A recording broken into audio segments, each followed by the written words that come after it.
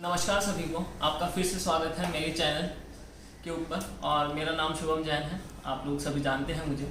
आज जो हम पढ़ने वाले हैं वो लेक्चर नंबर 2 है बैक बॉन्डिंग का। लेक्चर नंबर 1 का जो लिंक होगा वो आपको डिस्क्रिप्शन में मिल जाएगा अगर आपने नहीं देखा है तो। अब जो आज जो लेक्चर 2 है उसके अंदर जो बैक बॉन्डिंग के अंदर से हम एप्लीकेशंस की बात करेंगे बैक बॉन्डिंग की, क्योंकि जो क्वेश्चंस आते हैं IIT, जेईई, नीट और जैम के अंदर वो सिर्फ एप्लीकेशन पार्ट से आते हैं। ठीक है, तो हम बात करते हैं पहली एप्लीकेशन की। तो पहली एप्लीकेशन क्या है? Tendency to undergo polymerisation. मतलब यहाँ पे जो मॉलिक्यूल है हमारा कहाँ पे जा रहा है? पॉलीमराइजेशन के अंदर जा रहा है। तो मैंने यहाँ पे 4 एग्जांपल्स आपके सामने लिखा है। SiO4, PO4-3, SO4-2, ClO4-। अब यहाँ पे क्या हो रहा है? साइज ऑफ सेंट्रल एटम क्या हो रहा है? पीरियड के अंदर अपन चल रहे हैं, क्योंकि silicon, phosphorus, sulphur, chlorine period के एलिमेंट्स हैं। तो हम पीरियड के अंदर जाएंगे तो जेड इफेक्टिव बढ़ता है। जेड इफेक्टिव बढ़ेगा तो क्या होता है? साइज क्या होता है? डिक्रीज होता है। साइज डिक्रीज हो गया तो सेंट्रल एटम का क्या हो रहा है? साइज डिक्रीज हो रहा है। ठीक है, तो size of central atom decreases. So जो साइज ऑफ डी ऑर्बिटल वो भी क्या होगी? डिक्रीज होगी, क्योंकि साइज एटम का ही पूरा साइज डिक्रीज हो रहा है तो ऑर्बिटल का साइज तो डिक्रीज हो ही होगा, तभी तो एटम का साइज डिक्रीज हुआ है। ठीक है बात। जो एक्सटेंट होगा 3d पाइप 2 पाइप बॉन्डिंग का वो क्या हो जाएगा? बढ़ जाएगा, क्योंकि इन सब के अंदर जो हाइब्रिडाइजेशन सबकी क्या है? sp3 है। तो जो ऑर्बिटल्स इन्वॉल्व हो रही है, जो ऑर्बिटल खाली है जिसके अंदर ऑक्सीजन अपने इलेक्ट्रॉन ट्रांसफर कर रहा है क्लोरीन के या फिर सल्फर के या फास्फोरस के या SiO4 के, वो किस में ट्रांसफर करेगा? डी ऑर्बिटल के अंदर बैक बॉन्डिंग के लिए। तो यहाँ पे क्या हो रहा है? एक्सटेंट ऑफ बॉन्डिंग बढ़ रहा है, मतलब ऑक्सीजन अपने इलेक्ट्रॉन्स को ज्यादा इन्वॉल्व करवा रहा है किसके अंदर? क्लोरीन के अंदर। ठीक है, बात समझ में आ गई? क्योंकि सबसे ज्यादा बैक बॉन्डिंग कहाँ होगी? क्लोरीन के अंदर ही होगी, इन चारों क्वेश्चन ऑप्शंस के अंदर। अब बात करते हैं जो टेंडेंसी है ऑक्सीजन की, जो फर्दर बॉन्डिंग के लिए वो क्या हो जाएगी? डिक्रीज हो जाएगी। फर्दर ऑक्सीजन की जो बॉन्डिंग के लिए अगर मान लीजिए मैं ClO4- की बात करूं, SiO4- की बात करूं मैं, तो उसके अंदर जो ClO4- है उसके अंदर जो ऑक्सीजन है वो फर्दर बॉन्डिंग के अंदर पार्टिसिपेट नहीं करेगा, और जो हमारा SiO4- है उसकी जो ऑक्सीजन की टेंडेंसी है वो फर्दर आगे बैक बॉन्डिंग के अंदर पार्टिसिपेट कर सकता है। मतलब पॉलीमराइजेशन की टेंडेंसी सबसे ज्यादा किसकी हुई बच्चों? सबसे ज्यादा पॉलीमराइजेशन की टेंडेंसी हुई सिलिकॉन की, then phosphorus, then sulphate, then perchlorate. ठीक है साहब। तो टेंडेंसी टू अंडरगो पॉलीमराइजेशन क्या हो रही है बच्चों? यहाँ पे जो पॉलीमराइजेशन की टेंडेंसी हो रही है वो डिक्रीज हो रही है। ठीक है बात। अब बात कर लेते हैं अपन सेकंड एप्लीकेशन की, जो कि क्या है? Stability of intermediate. हम बैक बॉन्डिंग से ये भी पता लगा सकते हैं कि आप कौन सा हमारा जो इंटरमीडिएट है वो स्टेबल है, कौन सा लेस स्टेबल है। तो हम पहले एग्जांपल की हम बात करते हैं, जो कि क्या है? एक अल्कोहल है CH2+ ठीक है, और यहाँ पे क्या है? SiH2+ मतलब क्या है? ये जो कार्बन और सिलिकॉन दोनों सेम ग्रुप के एलिमेंट्स हैं। अब यहाँ पे क्या हुआ? ये 2p पाई का एलिमेंट है और ये कौन सा है? 3p का थर्ड ग्रेड का एलिमेंट है। तो यहाँ पे ऑक्सीजन जो होगा वो तो दोनों के अंदर इलेक्ट्रॉन ट्रांसफर करेगा, क्योंकि दोनों के पास क्या है? वैकेंट ऑर्बिटल प्रेजेंट है अपने। ठीक है, दोनों के पास जब वैकेंट ऑर्बिटल है तो यहाँ पे जब साइज छोटी तो ओवरलैपिंग ज्यादा तो मतलब बॉन्ड स्ट्रेंथ ज्यादा, तो स्टेबिलिटी ऑफ इंटरमीडिएट किसकी ज्यादा होगी? इसकी ज्यादा होगी, क्योंकि इसका जो चार्ज होगा वो ज्यादा डिक्रीज होगा। जब चार्ज ज्यादा डिक्रीज होगा तो स्टेबिलिटी बढ़ेगी। ठीक है साहब। तो पहला ऑप्शन का क्या आंसर आ गया? ये साहब। अब बात कर लेते हैं अपन CF3- और CCl3- की। दोनों के अंदर सेंट्रल एटम क्या है? सेम है, कार्बन है। अब यहाँ पे क्लोरीन आ गया, यहाँ पे फ्लोरीन आ गया। अब इन दोनों के अंदर कार्बन के ऊपर नेगेटिव चार्ज, मतलब उसका तो ऑक्टेट कंप्लीट है, मतलब इसके 8 इलेक्ट्रॉन इसके पास है। अब यहाँ पे इसके पास जब वैकेंट ऑर्बिटल नहीं है, ना ही इसी के पास वैकेंट ऑर्बिटल है, तो वैकेंट ऑर्बिटल है नहीं तो बैक बॉन्डिंग होगी नहीं, मतलब जो चार्ज रहेगा वो क्या रहेगा? लोकलाइज रहेगा। अब हम बात करें यहाँ पे जो कार्बन के ऊपर जो लोन पेयर है, जो नेगेटिव चार्ज है, वो क्या करेगा? Cl की 3d के अंदर इलेक्ट्रॉन डालेगा। अब इसके 3d के अंदर इलेक्ट्रॉन जाते ही तो ये नेगेटिव चार्ज क्या हो जाएगा? स्टेबल हो गया। अब ये नेगेटिव चार्ज स्टेबल होते ही क्या हो जाएगा? स्टेबिलिटी ऑफ नेगेटिव चार्ज बढ़ रही है यहाँ पे। तो इसके कंपैरिजन में तो स्टेबिलिटी का ऑर्डर क्या रहेगा बेटा? ये रहेगा। बात समझ में आई आपको?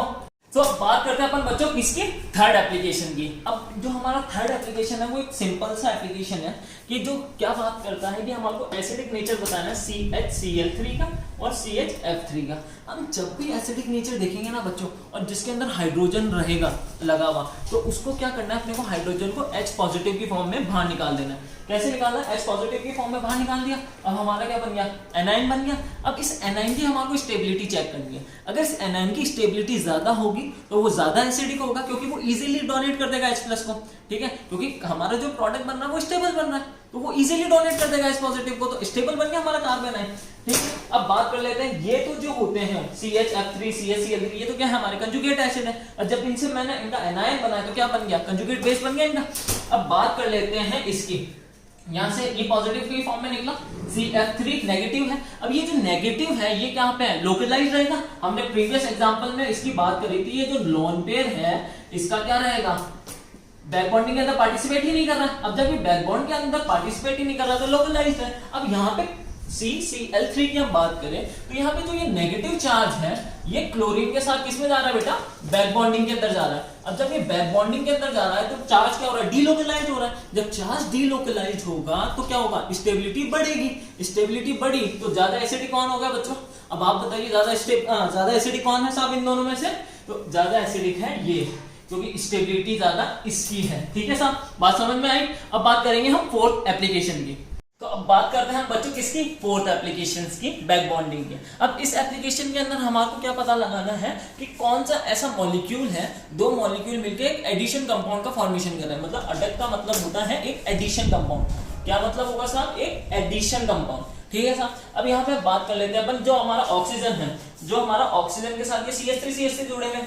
अब BF3 हमारा क्या होता है, लुईस एसिड है, लोन पेयर इसका के पास क्या है, वैकेंट ऑर्बिटल प्रेजेंट है, और ऑक्सीजन के पास क्या है, हमारे लोन पेयर प्रेजेंट है। तो लोन पेयर जब इसके पास प्रेजेंट है तो ये अपने लोन पेयर BF3 को दे सकता है इजीली। अब जब ये इजीली देगा तो ये काय का फॉर्मेशन कर रहा है, अडक का फॉर्मेशन कर रहा है साहब बच्चों, ये काय का फॉर्मेशन कर रहा है, अडक का फॉर्मेशन कर रहा है। अब बात करते हैं अपन सेकंड की। अब SiH3 और ऑक्सीजन है। अब यहाँ पे क्या है, ऑक्सीजन के पास क्या है, लोन पेयर प्रेजेंट है इसके पास, और हमारा जो SiD है, सिलिकॉन है, उसके पास क्या है, 3d ऑर्बिटल प्रेजेंट है।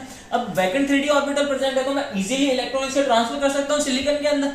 अब यहाँ पे जब ऑक्सीजन के पास लोन पेयर अवेलेबल ही नहीं होगा, यहाँ पे ऑक्सीजन के पास लोन पेयर अवेलेबल नहीं रहेगा इजीली, तो वो क्या करेगा, BF3 को दे नहीं पाएगा। जब BF3 को दे ही नहीं पाएगा तो किस बात का अडक, तो नो अडक बच्चों, यहाँ पे कोई अडक का फॉर्मेशन नहीं होगा।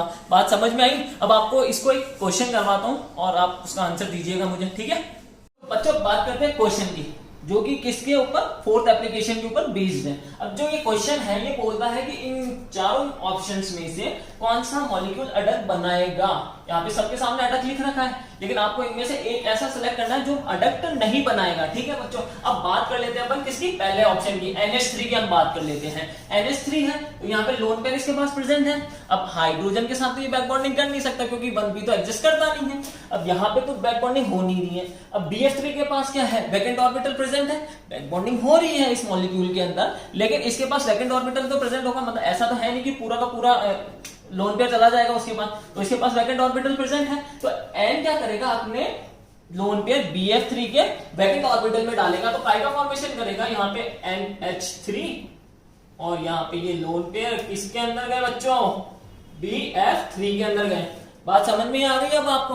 बात करते हैं अपन सेकंड एग्जांपल की, जो ये THF है, इसका मतलब क्या है, ये एक ऑर्गेनिक स्पीशीज है, इसका नाम है टेट्राहाइड्रोफ्यूरॉन, ये इसका स्ट्रक्चर होता है। यहाँ पे जो ऑक्सीजन है इसके पास दो लोन पेयर प्रेजेंट है।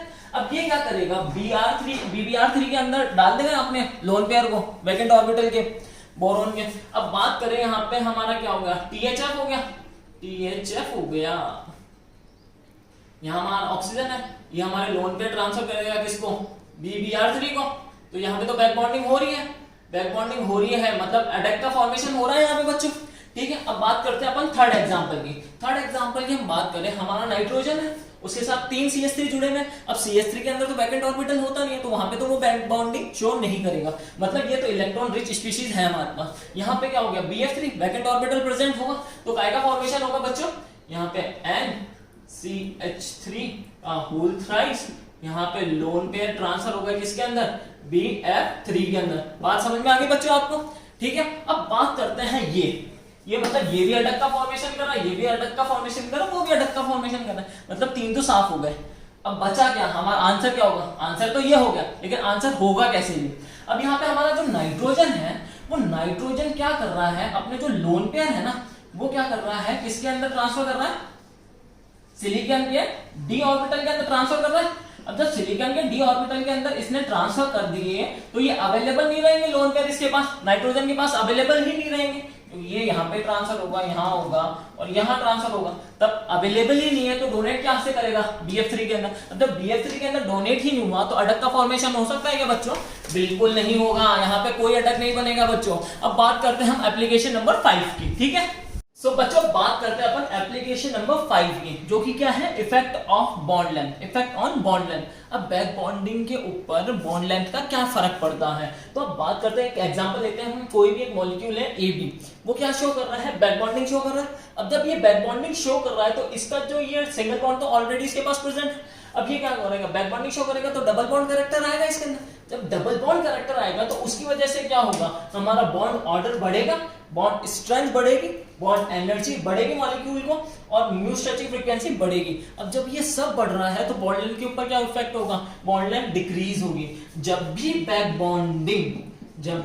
बॉन्डिंग बढ़ेगी तो बच्चों क्या होगा, बॉन्ड लेंथ क्या होगा, डिक्रीज होगा। हमेशा बात ध्यान रखेंगे, ये पॉइंट बहुत इंपॉर्टेंट है और ये क्वेश्चन पूछे गए हैं कि आपको मॉलिक्यूल दिए गए हैं और आपको उनमें से बताना है कि किसका बॉन्ड ऑर्डर ज्यादा है, किसकी बॉन्ड स्ट्रेंथ ज्यादा है। अब बॉन्ड स्ट्रेंथ और बॉन्ड एनर्जी क्या है कि हमारे को बॉन्ड को तोड़ने के लिए जो एनर्जी देनी पड़ रही है वो ज्यादा देनी पड़ रही होगी as compare to single bond, ठीक है, क्योंकि इसमें डबल बॉन्ड कैरेक्टर है, सिंगल तो ऑलरेडी प्रेजेंट है, लेकिन डबल बॉन्ड कैरेक्टर आते ही तो बॉन्ड स्ट्रेंथ थोड़ी तो बढ़ेगी। अब तो थोड़ी बढ़ेगी तो बॉन्ड को तोड़ने के लिए हमारे को क्या एनर्जी ज्यादा देनी पड़ेगी, ठीक है साहब, बात समझ में आ गई। तो बॉन्डिंग की वजह से क्या हो रहा है, बॉन्ड ऑर्डर बढ़ रहा है और बॉन्ड लेंथ क्या हो रहा है, कम हो रहा है। अब बात करेंगे हम एप्लीकेशन नंबर 6 की।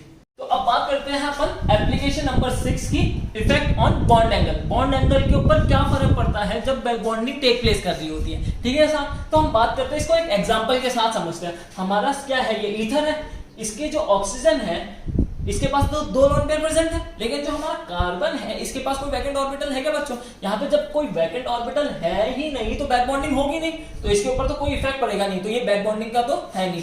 अब बात कर लेते हैं इसकी, यहाँ पे क्या है, लोन पेयर प्रेजेंट है, वो क्या करेंगे, SiS3 के डी ऑर्बिटल में ट्रांसफर करेंगे।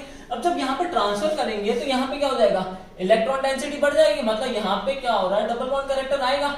जब डबल बॉन्ड कैरेक्टर आएगा तो यहाँ पे क्या हो जाएगा, इलेक्ट्रॉन डेंसिटी बढ़ेगी। अब जब इलेक्ट्रॉन डेंसिटी बढ़ी तो मतलब जब सेम चार्ज की स्पीशीज एक दूसरे के पास आएगी तो क्या होगा, रिपल्शन बढ़ेगा, नॉर्थ को तो साथ लाएगा तो रिपेल ही करेंगे ना, ठीक है साहब। तो क्या हो जाएगा, रिपल्शन बढ़ेगा, तो रिपल्शन बढ़ा तो ये जो बॉन्ड एंगल होगा वो बढ़ जाएगा एज कंपेयर टू ईथर के कंपैरिजन में, तो ये बॉन्ड एंगल इसका ज्यादा हो गया, बैक बॉन्डिंग से बॉन्ड एंगल बढ़ा है बच्चों, ये बात ध्यान रखेंगे अपन। अब बात कर लेते हैं अपन डाइहाइड्रोजन ऑक्साइड।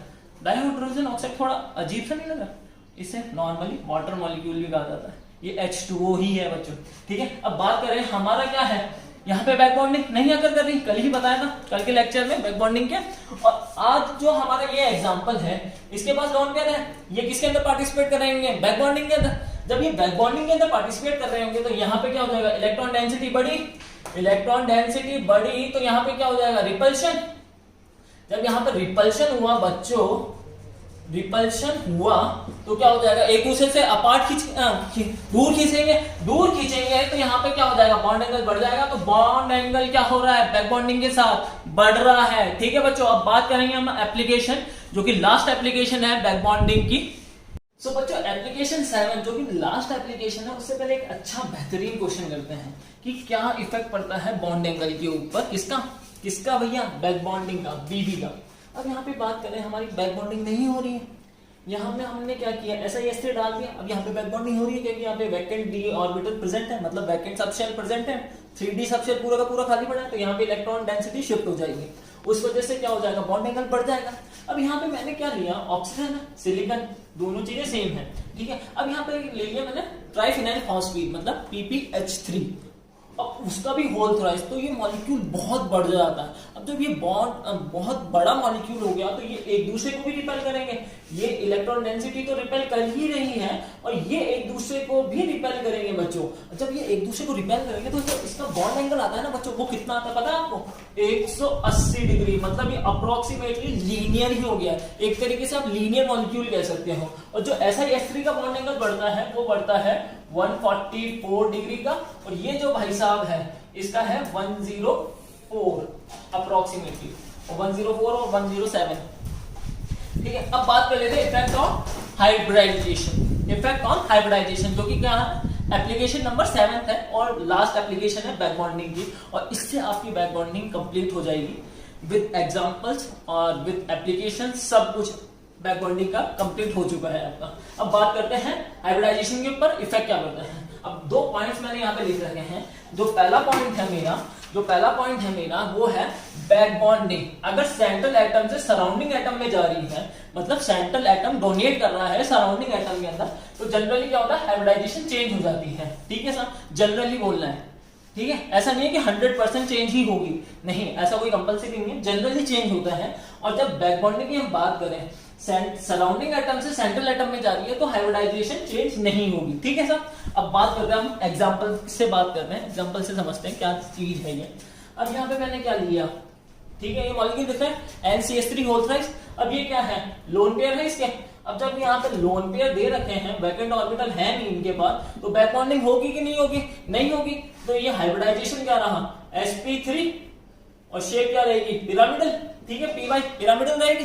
अब बात कर लेते हैं अपन NiSH3 होल थ्राइस की। अब यहाँ पे क्या हुआ, ये जो नाइट्रोजन है ये अपने इलेक्ट्रॉन पेयर जो कि p ऑर्बिटल में प्रेजेंट है वो क्या करेगा, d ऑर्बिटल में ट्रांसफर करेगा। तो कौन सी बैक बॉन्डिंग हो रही है, p d बैक बॉन्डिंग हो रही है। अब यहाँ से जब इलेक्ट्रॉन डेंसिटी शिफ्ट हुई तो यहाँ से क्या हो रहा है, सेंट्रल एटम से सराउंडिंग एटम पे जा रहा है, सेंट्रल एटम से सराउंडिंग एटम पे जा रहा है, तो हाइब्रिडाइजेशन क्या हो जाएगी, चेंज हो जाएगी। अब हाइब्रिडाइजेशन चेंज होते ही क्या होगा, ये जो ट्राइगोनल प्लेनर बना है स्ट्रक्चर, होना क्या चाहिए था, पिरामिडल होना चाहिए था, लेकिन बैक बॉन्डिंग की वजह से क्या हो गया, ये ट्राइगोनल प्लेनर में कन्वर्ट हो गया। ये यहाँ पे, ठीक है, तो यहाँ पे क्या हो रहा, ट्राइगोनल प्लेनर बन गया स्ट्रक्चर। जब ट्राइगोनल प्लेनर बन गया स्ट्रक्चर तो क्या हो जाएगा, हाइब्रिडाइजेशन क्या रहेगी बच्चों, sp2 एंगल कितना रहेगा, 120 डिग्री सेंटीग्रेड। तो यहाँ पे क्या हो रही है, हाइब्रिडाइजेशन चेंज हो रही है जब हम बात करें बैक बॉन्ड। बच्चों बात कर लेते हैं हम एक एग्जांपल से, समझते हैं कि हाइब्रिडाइजेशन के ऊपर क्या इफेक्ट पड़ता है किसका, बैक बॉन्डिंग का। तो ये क्वेश्चन है, which one of the following is linear. मतलब यहाँ पे क्या हो जाएगा, कौन सा है जो कि लीनियर हो रहा है बैक बॉन्डिंग की वजह से। ठीक है, अब बैक बॉन्डिंग ही पढ़ रहे हैं तो बैक बॉन्डिंग की एप्लीकेशन का पार्ट होगा क्वेश्चन भी। अब बात कर लेते हैं पहले क्वेश्चन, पहला ऑप्शन देखते हैं। यहाँ पे नाइट्रोजन है, डबल बॉन्डेड है, मतलब क्या हो जाएगा, sp2 हाइब्रिडाइजेशन रहेगा क्योंकि यहाँ पे लोन पेयर भी है इसका। ठीक है, n=3 आ रही है वैल्यू, sp2 हाइब्रिडाइजेशन हो रहा है। अब ये जो लोन पेयर है ये CH3 के साथ बैक बॉन्डिंग में पार्टिसिपेट कर सकता है, नहीं कर सकता। मतलब हाइब्रिडाइजेशन क्या रहेगा, sp2 क्या रहेगा, ट्राइगोनल प्लेनर रहेगा। अब बात कर लेते हैं दूसरे एग्जांपल की। यहाँ पे क्या हो जाएगा, लोन पेयर CH3 जुड़ा हुआ है साइड में, तो यहाँ पे क्या होगा, बैक बॉन्डिंग होगी, नहीं होगी, बैक बॉन्डिंग नहीं होगी, तो हाइब्रिडाइजेशन क्या रहेगी, sp2 ट्राइगोनल प्लेनर रहेगा स्ट्रक्चर। अब बात कर लेते हैं यहाँ पे नाइट्रोजन की। अब ये नाइट्रोजन है, sp2 होना चाहिए था, लेकिन यहाँ पे क्या होता है, ये नाइट्रोजन के लोन पे इन्वॉल्व हो जाते हैं p d बैक बॉन्डिंग के अंदर। जब p d बैक बॉन्डिंग के अंदर इन्वॉल्व हो गए तो ये लोन पे रहा नहीं, तो n की वैल्यू क्या हो जाएगी, यहाँ पे n की वैल्यू हो जाएगी 2 का मतलब sp हाइब्रिडाइजेशन जो कि क्या हो जाएगा, लीनियर। बच्चों क्या हो जाएगा, मॉलिक्यूल लीनियर हो जाएगा। अब यहाँ पे बात कर लेते हैं, यहाँ पे बैक बॉन्डिंग हो नहीं सकती। ठीक है साहब, तो बैक बॉन्डिंग हो नहीं सकती तो यहाँ पे हाइब्रिडाइजेशन क्या रहेगा नाइट्रोजन का, n=3 हाइब्रिडाइजेशन sp2। ठीक है, तो लीनियर कौन सा रहा बच्चों, ऑप्शन नंबर 3। ठीक है साहब, आपकी यहाँ से बैक बॉन्डिंग कंप्लीट हो चुकी है, एप्लीकेशन मैंने आपको करवा दिया है और एग्जांपल्स मैंने आपको समझा दिए हैं सारे। अब बात कर लेते हैं अपन, अगर आपको कोई भी दिक्कत आ रही है केमिस्ट्री सब्जेक्ट में रिलेटेड तो आप मुझे कभी भी टेक्स्ट कर सकते हैं, ये मैं आपको कह चुका हूँ कई बार। तो अब लाइक कीजिए, चैनल को सब्सक्राइब कीजिए और शेयर कीजिए ज़्यादा से ज़्यादा। धन्यवाद।